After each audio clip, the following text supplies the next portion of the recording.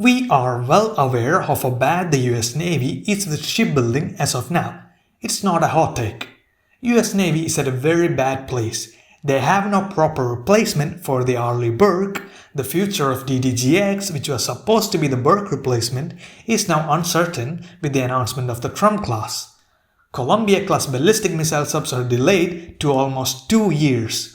Ford-class aircraft carrier is having a 2-year delay with the USS John F. Kennedy.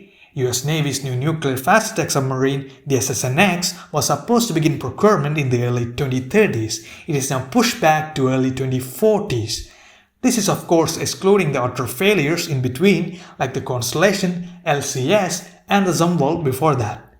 This is the result of a mix of problems like labor shortage, budget constraints, supply chain issues, and the big one being designing and fielding something that works and is delivered on time, instead of looking at very high-end systems that cannot be produced in needed numbers or is outright cancelled after spending, too much money on it.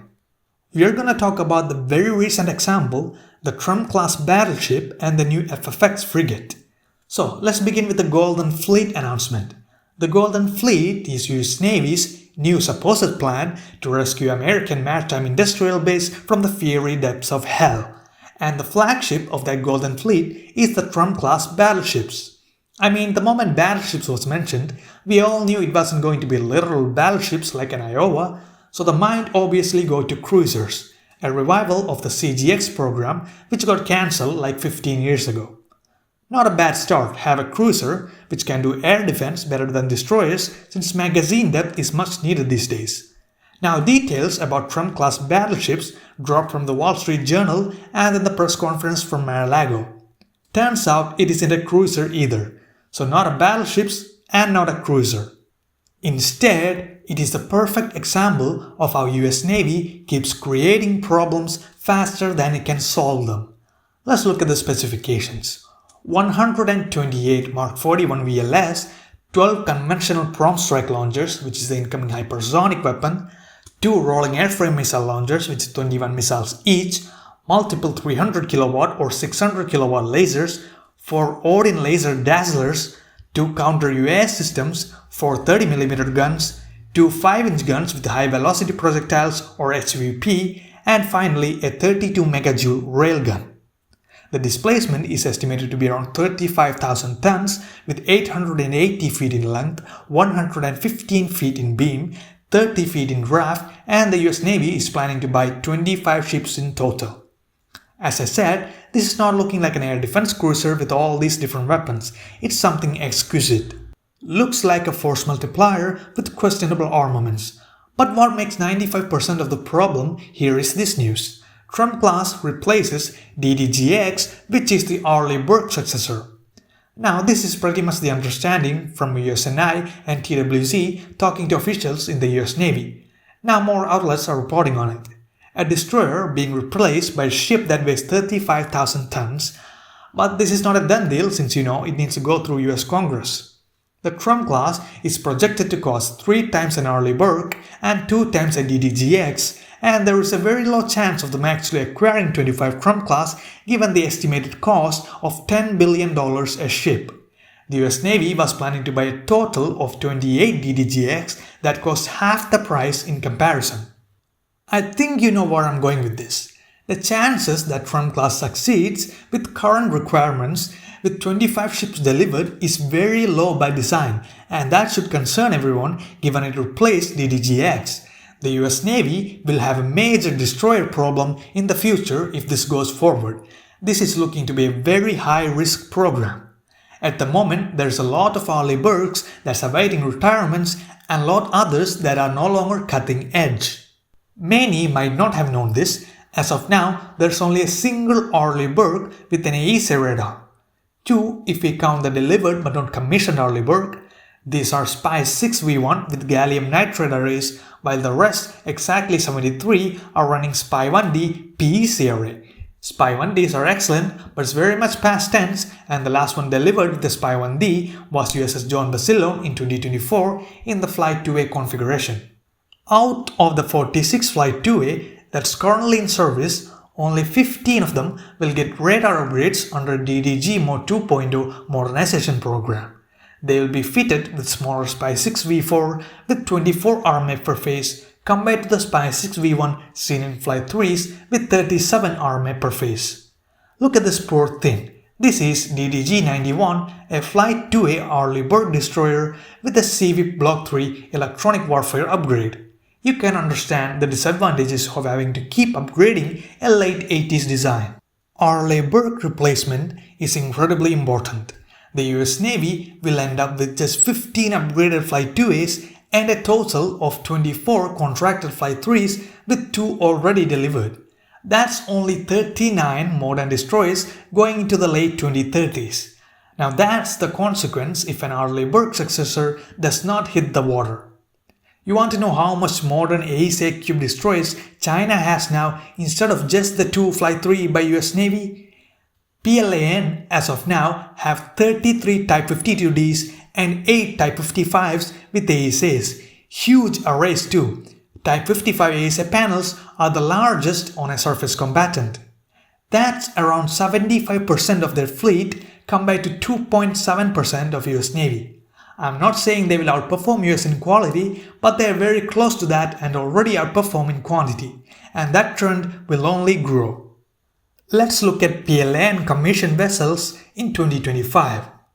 One Type 3 aircraft carrier, also known as Fujian, one Type 75 amphibious assault ship, one Type 55 destroyer, 7 Type 52D destroyers, 4 Type 54A frigates, 2 Type 54B frigates. That's 213,000 metric tons of displacement with a total of 752 VLS cells. Just casually building a European-sized navy in just a year.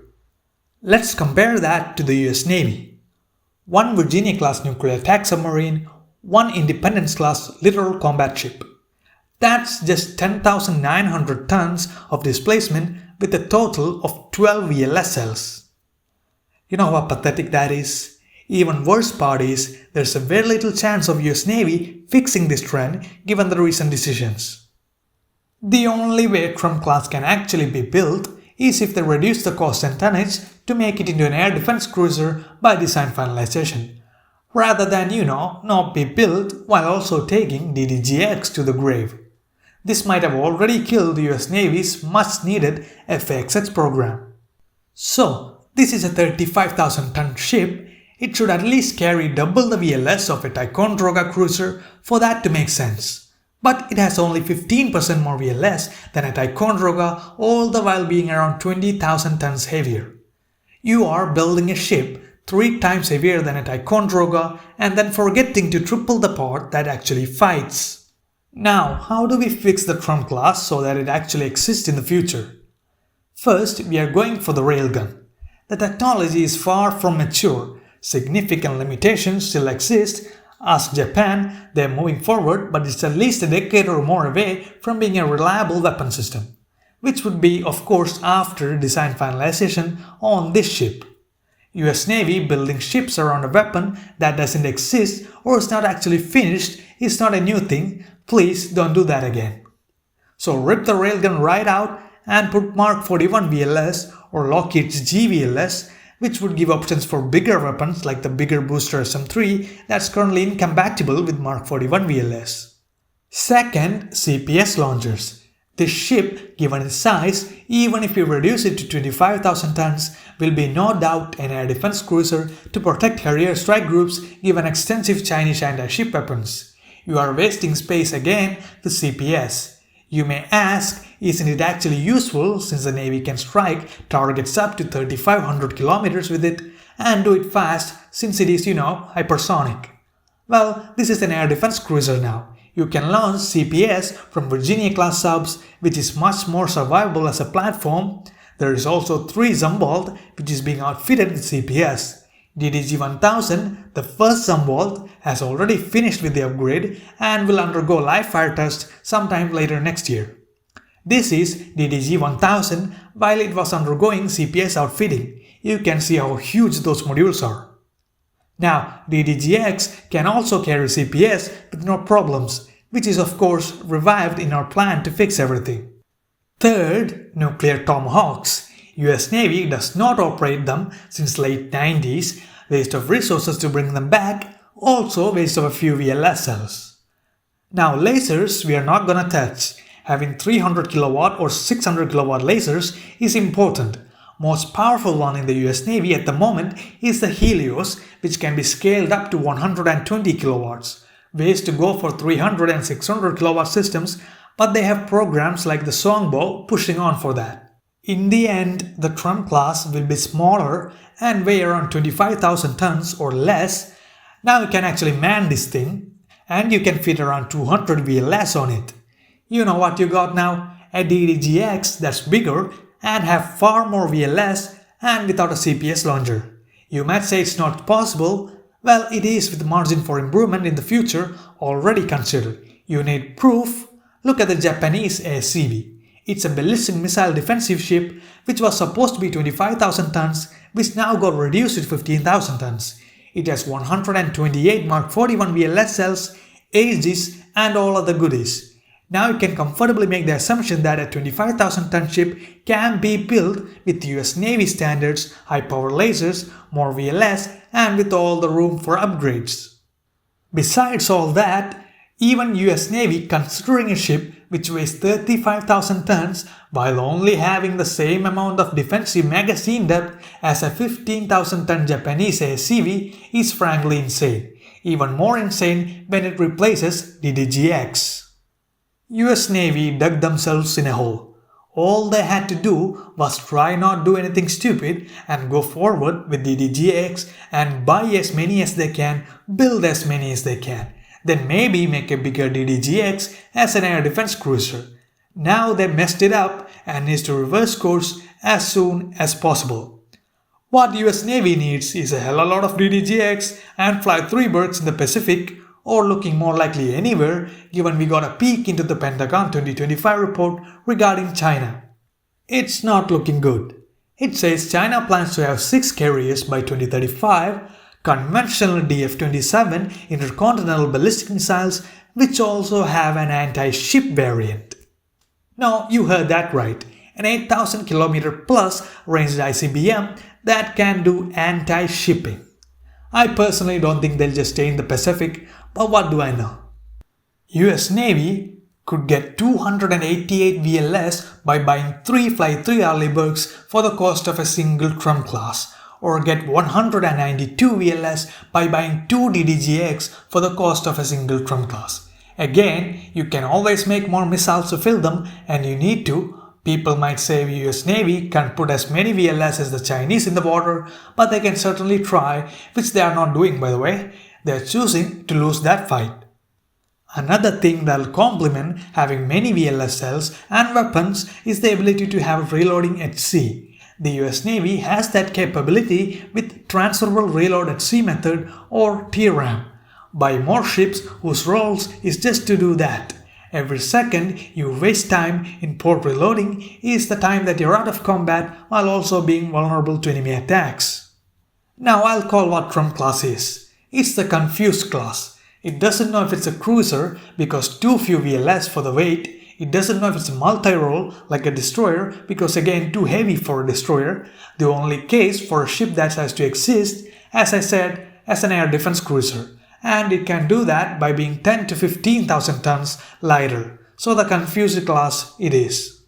So what happens if they don't fix it or don't make it into an air defense cruiser that's much lighter and leave it as it is? TRAM class is around 75% in dimension to a 4th class carrier. You have to build this thing somewhere. At the moment there is 2 places for that. First place, Huntington Ingalls Industries and Newport News in Virginia, where 4th class carriers and Columbia class ballistic missile subs are built. That would be a major hit for 4th class carriers, which would have inevitable delays if another ship is being built there. Second place is Pascagoula in Mississippi, where Huntington Ingalls Industries have another yard where they build hourly Burke destroyers and American class amphibious assault ships. Taking any of it for TRAM class would not be great. Another option would be making a new shipyard for it, which is the best case scenario, and then cancel the TRAM class. Now US has more shipyards and can use them to make ships that actually make some sense. This is all in the end the result of US politicians and Navy shipbuilding doing everything except proposing and making ships that are useful and delivered on time. Everyone asked for more ships, not more stupid ships. TRAM class is looking like the Albonia procurement meme of buying the worst possible equipment as an act of sabotage. Now, here is another example of US Navy doing something stupid. Except this was a much less complex program than the TRAM class, and it was supposed to fix another disaster left behind by the LCS program. Yes, it is the Constellation class, or now among the many cancellation class in the US Navy. The process of taking a perfectly good ship off the shelf with VLS cells, ASW and all the things that you need in a frigate and then butchering it by making it into a small destroyer. Constellation was supposed to have 85% commonality with Italian French FRAM design and ended up with just 15%. Design still not finished, by the way. They tried making a frigate into a mini destroyer and was even looking to increase the VLS count. Mission creep is hell of a drug. Please don't use it. They are doing the right thing on the wrong ship and doing the wrong thing on the right ship. Have more VLS on the TRAM class? No, can do. Have more VLS on a frigate? Yes, please. Now there's 2 Constellation under construction, which is projected to have further delays. Good news is the rest got cancelled, too problematic to go forward. Now the bad news is it got replaced by a Coast Guard cutter painted grey. The new US Navy frigate will be based on US Coast Guard Legend Class National Security cutter built by Huntington Ingalls Industries. This is the FFX. Well, one thing not to worry about on the ship is mission creep that doomed the Constellation. They got rid of that by having no weapons. Why didn't anyone think of that? The FFX do not have a single VLS. Constellation was supposed to take away early Burke's low-intensity missions. Well, with FFX that's not possible. You are just an offshore patrol vessel. The reason for this is apparently to get ships in the water as soon as possible and then do necessary upgrades in increments. A US Navy spokesperson said to the Warzone outlet, and I quote, "Much like the successful DDG-51, which is the early Burke, we are building this in flights. Frigate will be upgraded over successive flights to evolve and has the space reservations needed to improve capability over time." Genuinely a good strategy, but the first increment doesn't need to exist given the armaments. One 57mm gun, 2 30mm guns, and a single Mk-49 rolling airframe missile launcher with 21 missiles. As for sensors, they don't mention sonar or which radar will be on the first flight. They do mention modularity. It also have options to carry 4 naval strike missile launchers at the back for a total of 16 missiles. I mean, sure, why not? But that is slightly less armed than a Russian Stragushki class corvette. That thing has 12 VLS, K-35 launchers, bow-mounted sonar, towed arrays for SW and torpedo tubes. This idea of incremental upgrades would have been great for the Constellation, making only the necessary changes to the FRAM since baseline was pretty good already. Having FFX undergo a refit just to have basic things is stupid. The Legend class design apparently also needs to be modified to do SW since the hull is inherently noisy. SW is one of the most important missions the US Navy badly needs and is currently behind adversaries and allies. The FFX design was proposed earlier in the Navy frigate competition, even with VLS, and it lost in every metric to Italian French FRAM. Even if they somehow modify it and do whatever it needs as incremental upgrades takes place, it would still end up being a less capable ship than the FRAM. What is going through anyone's mind over in the US shipbuilding industry is anybody's guess. Now we need to talk about if there is a way of fixing the frigate problem this late. Yes, but they need to either buy another off-the-shelf design like the Japanese Mogami, or here it comes again, yes, the DDGX. Make everything out of it, get the best design team possible, make DDGX as a destroyer, upscale it if you need a cruiser, downscale it if you need a frigate. One solid design, except it cannot go the F-35 route of innovation like with the F-35B variant. It ended up being one of the best aircraft in the world, but would have been much better if the Marines weren't involved. I'm sorry. Anyway, there is a less serious proposal. The most likely outcome will be them pushing on with FFX and ending up with the subpar frigate that can't do anything well. This is the sorry state of US naval shipbuilding. This cannot be fixed without having people that know what they're doing. They're handing free winds to China. Just call South Koreans or Japanese and ask them how they do it. They make a design, put the requirements in, freeze the design, no mission creep, no problem. Build it and do whatever upgrades as increments, but for that you need to have a decent ship to begin with. Circling back to the Japanese ASCV. They started the idea in 2020 in light of Aegis Ashore cancellation. The plan was to buy 2 ships. They finalized the design for a destroyer that weighs around 15,000 tons, a very similar design to the DDGX. They awarded the initial procurement contract in 2023 and then the contract to buy the ships in 2024. The first one has already started construction this year at Mitsubishi Heavy Industries and Nagasaki Shipyard. You can see the modules for the ASCV in the back and in front of the 12th Mogami class frigate. So 2025 is the 5th year from where it was just a plan and less than 1 year from the contract award. This one finishes in a year or less and then commissioned in 2027 and the next and final one in 2028. Now that is how you build ships. The current trend of the US Navy is not looking good, to be honest. It's going full steam ahead into an iceberg. Hopefully they do something for that not to happen. Although I won't bet on it. The only country that can realistically contain the Chinese, and if they drop the ball, it's over. Well, that's it for today's video, and you'll see me next week with another topic. Probably Venezuela, since Maduro got night stalked yesterday.